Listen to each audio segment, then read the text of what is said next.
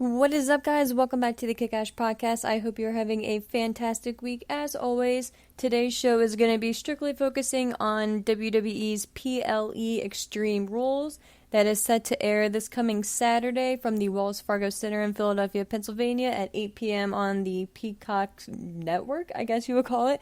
Or if you are still one of those lucky ones who has the WWE Network in other parts of the world, I think the WWE Network is still out there. Let me know, guys, for all my peeps out there not in the U.S. Or North America, if you guys still have the WWE Network or just Peacock. That just randomly, I don't know. I know, obviously, they were migrating over at one point, but I don't know if you guys were lucky enough to keep the actual network or if you had to join the dark side with the rest of us and jump on the Peacock, as odd as that sounds. But moving on here, you guys can let me know on Twitter at ASHMANNS or the show's Twitter page at @KickAssPodcast_. We are on YouTube as well, which I will put the audio from this up there as well. Gonna try to get back into the video world. I'm open to suggestions. I'm looking for something that I can record the audio and the video at the same time, but then still supplement the audio. Because the goal in the future is to monetize, right? Not necessarily right now, but just something that would give me the option in the future. So yeah, any recommendations out there would be lovely. I appreciate, I love the StreamYard. I might just hop on that. So shout out Elvis Escobar for that suggestion. That's what I used the past couple times, but that's why we don't have a video for right now. Me and I just need to focus in more on that. But hopefully in the near future here we'll get that figured out. But like I said, today's show is only on Extreme Rules. We have had, I don't want to say breaking news. I guess it's kind of major, I guess. A major shakeup in the announcer setup starting, I'm assuming, effective immediately. So I guess it would, because tonight's the season premiere of officially SmackDown, right? So I guess they would go into effect immediately. So, and before we even get into it, Jimmy Smith was the notable one that I noticed was no longer employed and I guess relieved of his duties, fired, however you want to call it. I was surprised, and it's so crazy because I literally, whatever day his show comes on, I guess it would have been Tuesday. Yeah, it would have been obviously Tuesday's show because he was traveling back from, where were they, Minnesota, I think, on Monday. But he had a flight delay, and Ryan McKenna, I believe, was hosting or filling in for like the hour or so like delay that he had, he being Jimmy Smith, on Sirius. And I recently just like started my Sirius subscription back up, like maybe not even a week ago. And it was just dumb luck that I stumbled, like I literally turned it on and it was on his show. And it was right as he was getting in. I remember thinking and listening to him and Ryan go back and forth. And first of all, they just had such a great dynamic and a great chemistry together. So shout out to them. I mean, I'm pretty certain neither of them are going to hear this. But if you're fans of either of them, then I would check out Tuesday's show. I mean, they didn't like chat for too long. Because I believe Ryan had to jump, but it was pretty entertaining. But anyway, I say that because as I was listening to Jimmy Smith talk, and he was talking about what had just happened on Raw and everything like that, and the announcement of Daniel Cormier being there for Extreme Rules, it was really cool to me. Like, it just really stood out, and I was thinking, like, man, like, you know, Jimmy Smith is actually really, you know, getting really good at his job, and it's a compliment when I say that he wasn't standing out to me on Monday Night Raw, as maybe as shitty as that may sound. But he wasn't standing out, and that should be a good thing, you know what I mean? Like, you don't want your commentators dominating and taking over the show. In my opinion, you know, like, I appreciate having, like, the bad guy heel commentator, right? Just to throw a dynamic in there, but not one that's obviously going to dominate the show. And, of course, Jimmy wasn't the heel, he was just the voice of Monday Night Raw, right? But the play-by-play guy, but yeah, I don't know, like, for whatever reason, it just really stood out to me this week, and then, like, literally, like, maybe 2-3 days later, he's fired, I guess, but he had a really good response to it, and he essentially said just, like, he appreciated the opportunity. It was something that he never even dreamed that would happen. It wasn't something that he was actually even going after, and it was crazy. He said that he hadn't watched wrestling in, like, almost, like, essentially, like, 30 years. I think it was since, like the Hogan Warrior days, I believe he referenced. Yeah, between that and never actually being a play-by-play commentator, you put all those factors in, you combine all those factors, right? And then you throw it in this big pot along with Vince McMahon being in your headset every week, being on a 3-hour live show every week, not really knowing anything about the product. I mean, you know the gist of it, right? But you have no idea who probably 95% of the guys and the gals were. So he was just thrown into that environment. I mean, look, he didn't have to accept the job either, right? Like he knew he was accepting something that was kind of mysterious to him in a way. So thinking back on all that and looking back, I mean, yeah, he may have had some like rough points and he wasn't the best or anything like that, but I think he ended up fitting in pretty well. You know what I mean? I don't know. So I just shout out to him. And I don't know, like he wouldn't be my like top 5 pick, but he was solid. You know what I mean? So I guess I was more surprised by him being removed than anything else besides the move on NXT, which I'll just hear in a second. But yeah, man, I was really very much looking forward to hearing him commentate the Fight Pit match again with Daniel Cormier being there, being a special guest referee, of course with Matt Riddle versus Seth Rollins. I just thought that was gonna be a really fun dynamic, and I was really looking forward to that. So I wish they kind of would have waited, at least for the Raw side of things, until after Saturday, and at least I don't know. To me, it's just odd, and I'm not gonna, it's not like breaking my heart or anything. It's just weird timing, to say the least. But moving on, and the other announcer rather. Announcer shakeup that changed was the Booker T move to NXT. Yeah, I don't. Very perplexing to me. I don't know how immersed in the NXT world Booker T is. So I guess we'll see. You know, I personally like two sides of Booker T. Right, like I really dug Booker T, the wrestler, the character. Was big.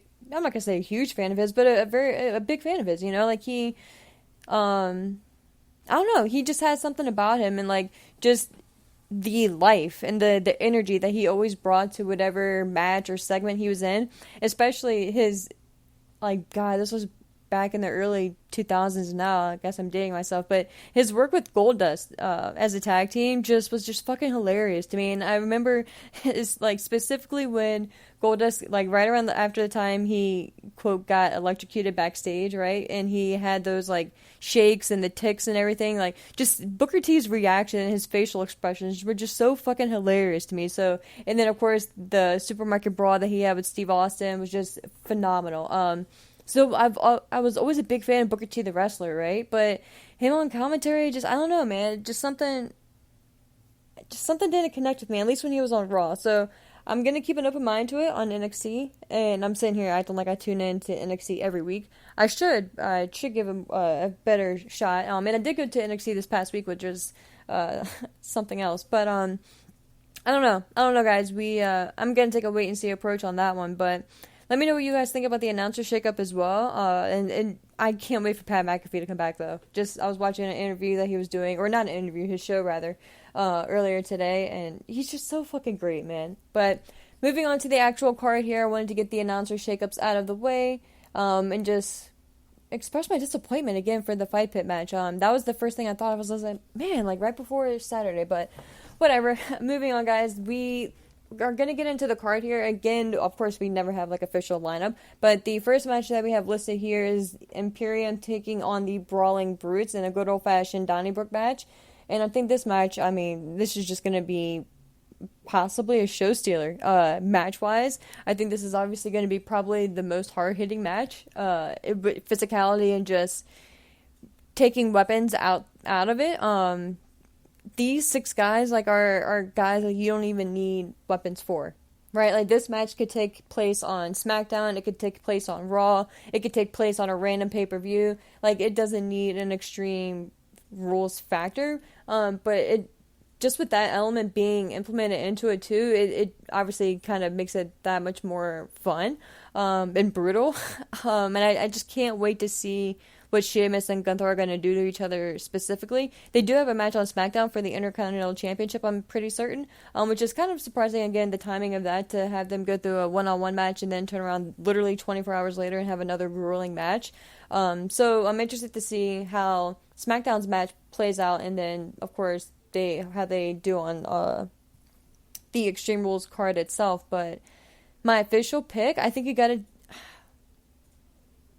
I was gonna say I think you got to give it to Imperium, and I think you do, but man, like I don't want to see Sheamus lose back to back, right? Like I don't see him losing, or I don't see him winning rather on SmackDown, and but I don't think you want him to lose back to back. So I'm gonna go Sheamus, of course, takes the L on SmackDown, and Gunther retains the Intercontinental Championship on SmackDown, and then turns around on Saturday rather at Extreme Rules, and Sheamus picks up his victory along with his team in his Donnybrook match. And I think it's his match, right? So he's got to get the victory, because I think the last Donnybrook match was against Drew McIntyre, and I'm pretty certain Drew won that match, if I'm not mistaken. So Sheamus has got to get the victory here, and he just needs a W. You know what I mean? I guess he doesn't need it, but he deserves it, right? You know, like come on, like the shit that my dude Sheamus has been going through lately, in the grueling matches, he needs to get the W here. And then I could see the Brawling Brutes getting the victory on Saturday Extreme Rules, and then this kind of being like a pause and kind of pinning this to the board until maybe WrestleMania season picks up, maybe around the Rumble. You can have Gunther and Sheamus kind of square off in the Rumble and have like a face to face, and have the crowd, because the second these guys go get face to face again, the fans are just gonna eat it up. So why not have that big moment and I'm pretty certain in San Antonio specifically. I know they're in Texas again for the Rumble. But yeah, and I can almost envision that moment that they're gonna have with the fans just jumping to their feet and just clamoring for them to get physical. That could be the resuming of it at that point, and then have them lead into WrestleMania. Gunther's still your IC champion. Sheamus, have him go on his just a war page, a war path all the way to WrestleMania, leading to Gunther and finally getting his IC moment. And because that's part of the story too, right? The Sheamus, that's the one title that's eluding him, and what better way and what better payoff for him specifically to win the IC championship than at WrestleMania itself. So I just think that'd be a really cool moment for Sheamus. I think he's been one of those guys that's been around for over a decade now at this point. So it would just be a really cool moment for him. I don't think Gunther would lose anything at that moment. I think this is still just the beginning for Gunther. So, and I think that would free him up as well to see, especially depending on if Cody Rhodes is going to win the title at that point. You can have Gunther be the first heel up for a newly crowned babyface champion, being Cody Rhodes. So again, we're way off. You know how I get guys, but yeah, that's just kind of my early thoughts with that match. But my official pick, I think you got to give it to the Brawling Brutes, especially if you're not gonna have Sheamus win on SmackDown, which I don't really think it's the time. Next up on the lineup, we have Finn Balor versus Edge in an I Quit match. Of course, we all know the story and the journey that we've had between Judgment Day, Edge, Rey Mysterio, now Dominic being included, of course, in Judgment Day, but the dynamic there and the recent departure into the dark side for Dominic. If you guys are listening to this, you know the story of Judgment Day, so we're not going to get too much into that. But I think, and it's no surprise or no secret at this point, the key thing that really stood out from Edge's promo this past week was the physical part, right? When he was talking about the I Quit stipulation and saying that there's nothing that the Judgment Day can do physically to him to make him say I quit. And he was very, very heavy with the whole family aspect. So I think, first of all, if we see Beth there Saturday, then that's a given, right? I think, especially if she's ringside. But if we see anything in the back with her, like just wishing Edge good luck or whatever, because Philadelphia, it would be logical. Philadelphia isn't that far from North Carolina, maybe a 5, 6, 7 hour drive, depending on which part specifically. I think they're in Asheville. I don't know exactly where Asheville is in North Carolina, but maybe 7 hours. I guess that's still not that bad. So yeah, I'm not saying they can't fly, you know what I mean? But it wouldn't be that crazy of a drive or that implausible to think, is what I'm saying.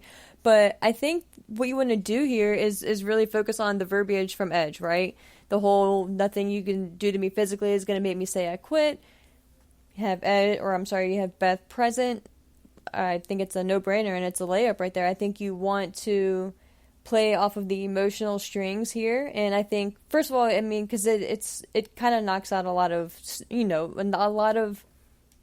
checkpoints for Finn in the Judgment Day. They're gonna get a huge babyface like Edge to say I quit by doing something dastardly, as JR would say.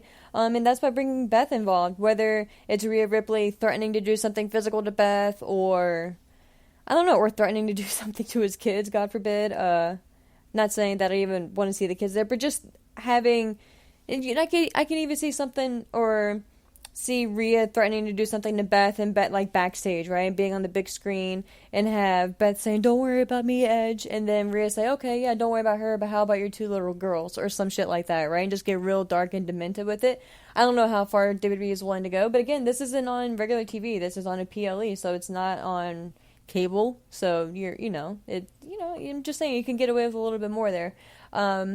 So yeah, that's the direction I would go. And like I said, I'm not turning over any new leaf here. It's been pretty well documented and talked about. And I think that's the route. And I think Edge is very smart when it comes to a lot of things. I don't want to just say wrestling, but especially when it comes to wrestling, right? His wrestling brain is just a beautiful thing to see play out a lot of times. So, and I think this is no different. And I think this is going to be a prime example.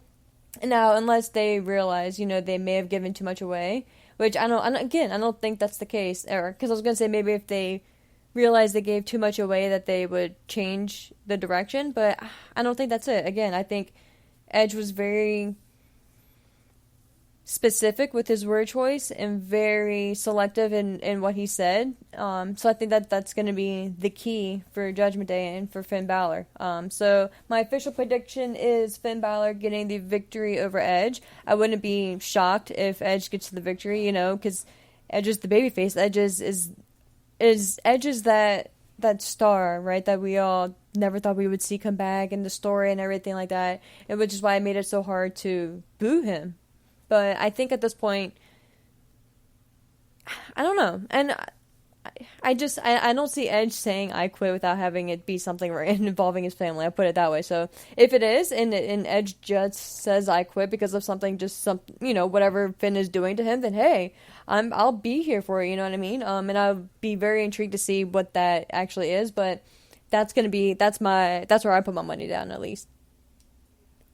The next matchup that we have on the card is Karrion Kross making his pay-per-view debut, I'm pretty certain, versus Drew McIntyre. At least on the main roster. Of course, he was in NXT takeovers and their special shows, whatever they were called.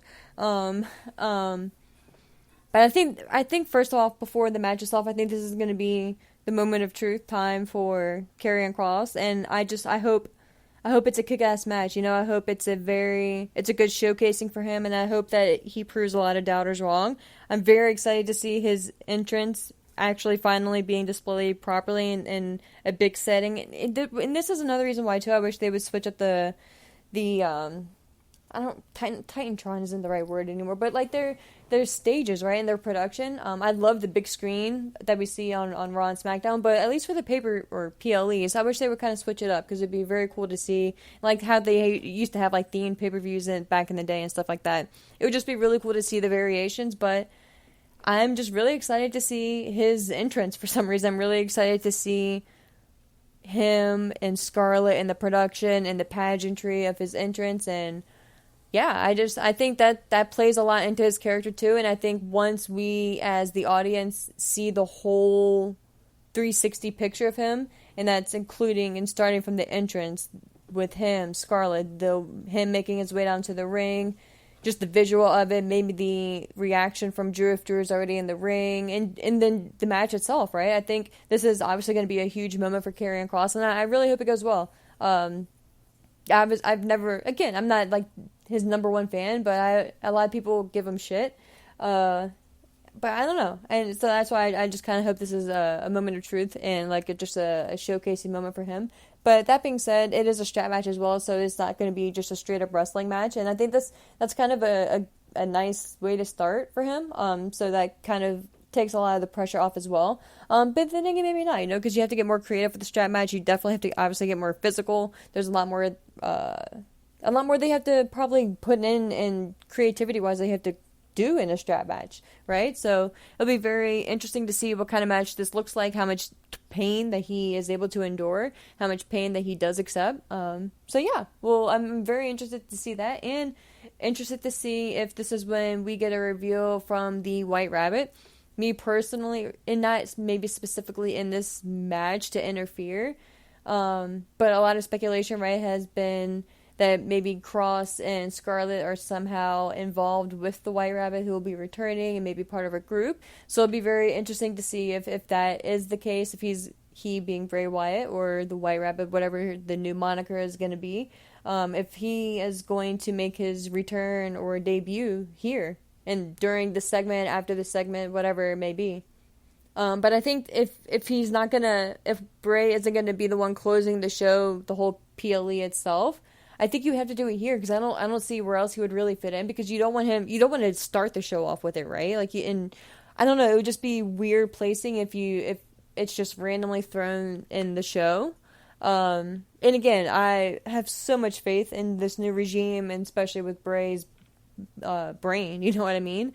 So if he really is, if this is Bray, which it's almost a slam dunk at this point, and he is and has been given the creative control and freedom that has been speculated on, then man, I don't see this failing.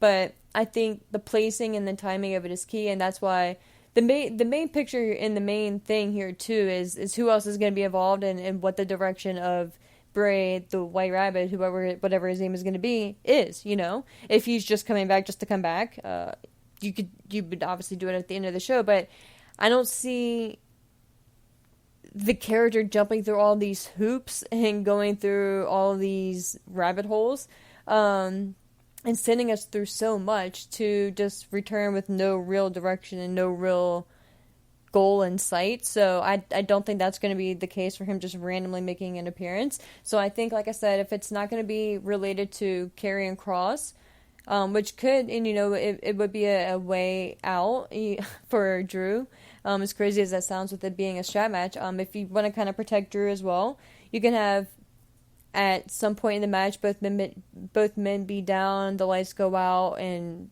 the White Rabbit make their debut. Bray Wyatt make their return, and do something to Drew, right? And then so you have to stop the show, or it's not stop the show, but stop the match. So yeah, I don't know. There's a lot of things that you can do with it, and it really just depends on the focal point of the White Rabbit itself and the character. And I'm pretty certain it's not going to be the Fiend character at this point, right? So whatever, if we're going to be calling it the White Rabbit, or if we're just going to be calling it Bray, whatever it's going to be, whatever this thing is going to be, right? We'll see. But like I said, if it's not going to be here, you have to end the show with the return. And I think it's pretty certain at this point too. Again, if I had to put money down on it, I would put money on the White Rabbit makes their debut here. And I think it would be too much of a I don't want to say bait and switch, but too much of a tease to have the reveal or something display on the big screen and then be forced to tune into Raw, because then I think you're just getting too cute with it. If you're going to pull any type of trigger with it tonight, you have to pull you have to let it go. You have to pull, just unload and just do everything you're going to do tonight. And then that itself is going to create so much hype and buzz that people are going to be forced to tune in on Raw anyway. I don't think that you're going to lose or gain that many more people if you, for instance, show something and pretty much make it certain that you're, like throw the rabbit on the screen, right? Like I was saying, and then have the date show up for Monday Night Raw or whatever. I just think that'd be way too much. So pull the trigger on Bray Wyatt returning at Extreme Rules, and then that'll obviously force people to tune in on Monday. But officially my pick, though, before I move on, I think you have to give it to Cross if nothing Bray Wyatt, White Rabbit related is going to happen in the match here, and it's just going to be involving these two guys, which, for the record, I do hope as well. I do hope it is just completely between Cross and Drew, and I don't know. I say that, and it could be really fucking cool afterwards, but my hope going into it is that Cross and Scarlett are kind of left to do their own thing, and Bray is completely separate. So yeah, my official pick, with all that being said, I think you have to give it to Cross. I think you have to start him off strong. And I think in a weird way, too, it doesn't affect Drew one way or another. So I say, why not? I think it just kind of adds more to Drew's story as well. So my money and my official pick would be on Karrion Kross picking up the victory here. Next up on the card, we have Seth Rollins facing Matt Riddle in the Fight Pit match. Of course, like I mentioned earlier at the start of the show, we have UFC champion and Hall of Famer Daniel Cormier being added as the special guest referee, which is a really great touch in my opinion again. Even if he's not really, or if a lot of the WWE fans are familiar with him, I think he's just a cool addition to the match, and it just adds that much more legitimacy to the Fight Pit match itself. And I'm really excited for it. There's really not much that we can say prediction-wise, like, on what we expect from the match, because we haven't seen Seth in this environment, and I think that adds so much more to it too, right? Like, we know what to kind of expect from Matt Riddle from it, but seeing Seth in this environment is going to be really, really intriguing for me, and just to see what he does, because Seth is, while we may not think of him as like a brawler or a fighter like that, he is adaptable in his character and just who the man is behind Seth Rollins, the character, right? Like, the dude can adapt and conform to almost any style and any environment and any situation that we've really seen him placed in. So that's why I'm really much looking forward to this match, especially going into the card on Extreme Rules. This is probably top 2 for me that I'm looking forward to, just to see what it looks like and what happens coming out of it. But with that being said, I think my money would be on Riddle. I think Riddle has to win this match. I'm pretty certain he lost the match against Thatcher, and this is supposed to be, or is pegged to be, his match now. So I think he needs to win this. And not that plays too much into it, but I just think, little things add up. But I think Riddle needs it more than Seth here. And I would honestly love to see Riddle win and then see Seth. I mean, of course, we already know he has his match against Bobby Lashley. I'm pretty certain on Raw, right? Unless I'm completely losing my mind. But I would love to see Seth just kind of get a break. I would like to see him after he loses to Riddle. So my official prediction is gonna be Matt Riddle picking up the victory here. But I would love to see Rollins be able to just take, like, even if it's just like a month, a little over a month, 2 months or whatever, just time off, and especially with Becky being at home and hopefully ready to make her return maybe in a month or two. I think it would be cool to just have him take some time off, enjoy being at home with Becky and his daughter and his family and his school and his coffee shop and just doing the shit that he loves to do. And the dude deserves it. He has been on a hell of a fucking run this year, so I don't know, man. I not that I don't want him on my TV screen, because I think he's so entertaining, and I am a big fan of Seth, and have been for quite some time. I just think the dude deserves time off, and I think this would be a really good way to kind of give him that time. That's why I wish we didn't have anything really announced for him on Monday, because I think this would be a good way to kind of give him that time off. But yeah, my official pick again is going to be Riddle to win the match here. But I think going forward, Seth really should take time off. And again, not because I don't want to see him on TV, not that I'm not going to be happy to see him on the Mondays to come, but yeah, I don't know, it just really stood out to me this week. I was like, Seth has been doing so much, like, since the beginning of the year, and beyond that, so dude deserves a break.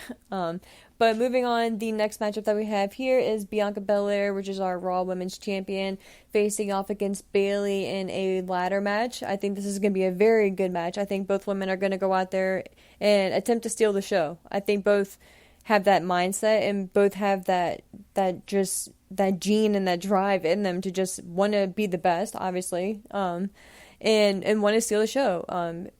And I really expect no different. I think this is going to be a really good match. Yes, Damage Control hasn't really been the talk of the town as many would have hoped for Bayley's return, myself included, but I don't think it's a complete failure, and I don't think that it's as bad as people have made it out to be.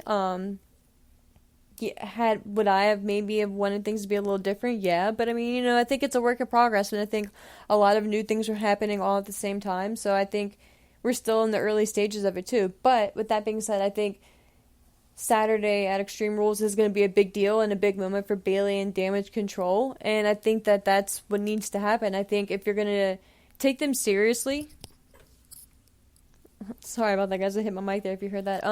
But if you're gonna take Damage Control seriously as a group, and if Bayley is gonna be taken seriously as the leader and just like a dominant faction and a dominant force and be the control that they were intended to be, I think Bayley needs to win this. For me, yes, she did already reference it on Raw that she had backup and all that stuff. I would love to see her go out there and just do it by herself so she can brag even more. And I know in WWE heel world, you want to cheat to win so you can get that much more, I guess, heat on you. But I don't know, something about Bayley just winning the match on her own, I think would just be that much more of a fuck you. You know what I mean? Especially just hearing her talk so much shit about it. And I think that would be endless. That, like, in like a Chris Jericho way.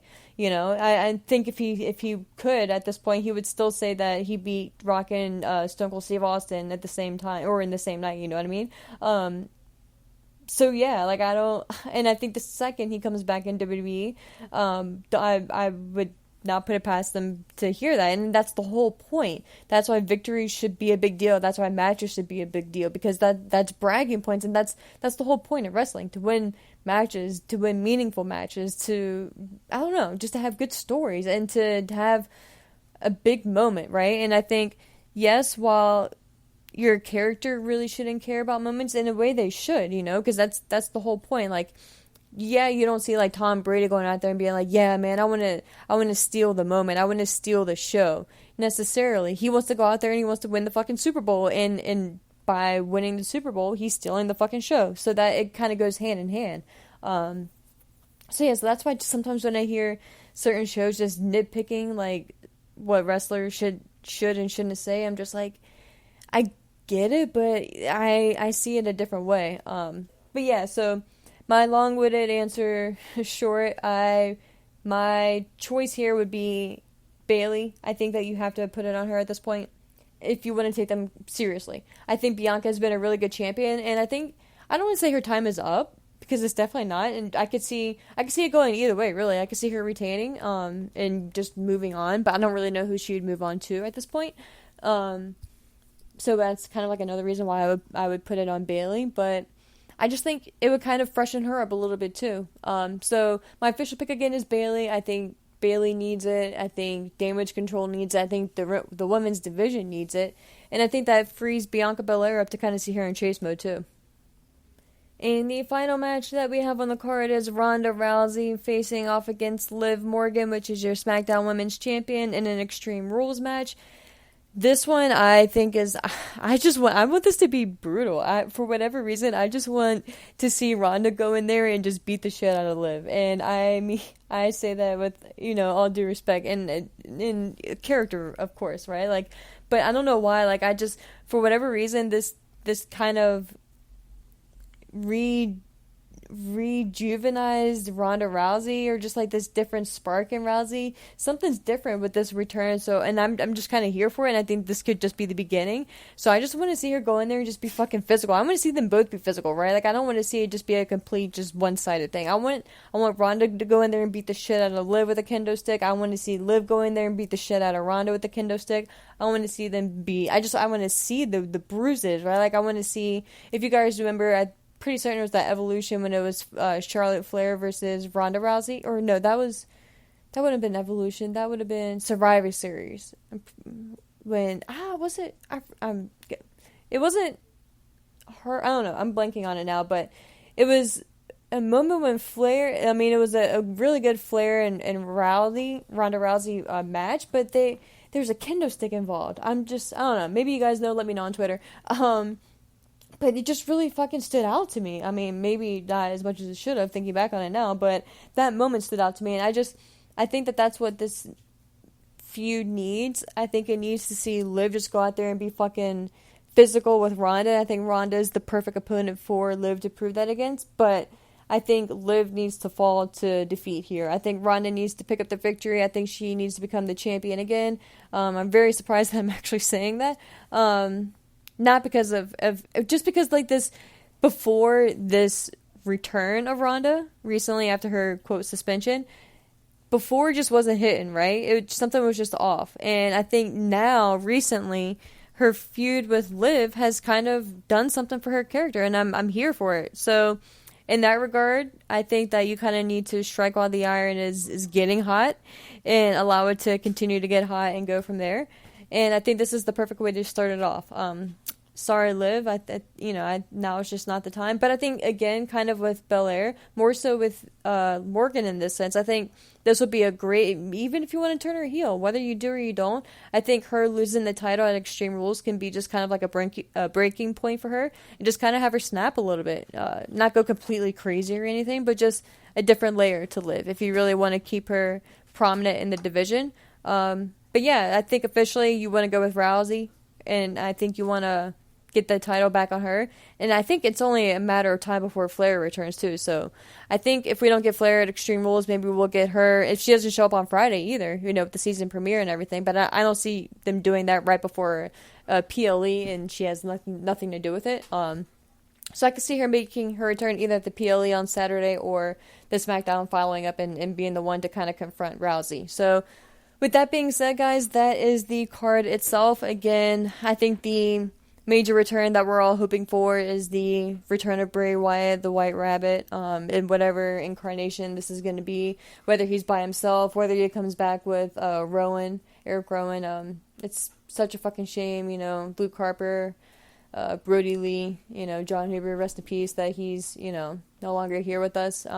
It's just kind of like another reminder, and and shout out to Amanda Huber, his wife and his sons and everything like that, and just, of course, the rest of his family. It's just kind of reminds you again, and it kind of is that reminder again that every day is precious, and we have to appreciate the time that we have here. Not to take things on a downer, but just kind of thinking of, like, when you think of the return of Bray Wyatt, and if Eric Rowan were to come back, and now that we have Braun Strowman, right, like, you're just missing that one piece on, sadly, unfortunately. Not that, not that we would want him back just for wrestling, of course, like, that's, like, the least thing. You want him back for himself, for his family, for his loved ones. But it's just a shitty reminder, you know what I mean? But again, shout out to Amanda Huber. It's his wife, and I can't even imagine being in that situation, you know what I mean? And having my partner just, I don't know, man. It's heavy. But with that being said, guys, again, I do think that we get the return to kind of get things back on track here. I think we do get the return of Bray Wyatt. I'm kind of thinking it's more the solo route. I really don't. I don't want to see him not team up, but I don't want to see Alexa Bliss included. I want Alexa to do her own thing, focus on the championship, and kind of take back her own character. Unless you're going to go full blown with it and have her turn completely dark and whatever. Turn her into Alice or whatever the shit is going to be, like a dark, demented Alice. But which I guess maybe could be cool. But if not, then you need to let her rejuvenate her career and let her not rejuvenate like that it's been shitty, but like just let her focus back on herself and being a champion again. Because she was a good champion, especially on SmackDown. Like when she was a SmackDown Women's Champion, like she did her fucking thing, man. And when she won, what was it, a Hell in a Cell match or a chamber match? And she had that emotional speech right after winning and then completely turned. Like, man, that shit was it was great. But those are just some last minute quick thoughts here. Enjoy the show, guys. Let me know what you guys think of the PLE on Twitter at ASHMANNS and the show's Twitter at KickAshPodcast_. We will be back in the next few days with the review and then whatever's going to be happening at that point in the crazy world that we all love so much here at professional wrestling. But thank you guys again for listening and checking out the show. Hope you have a fantastic weekend. Stay safe.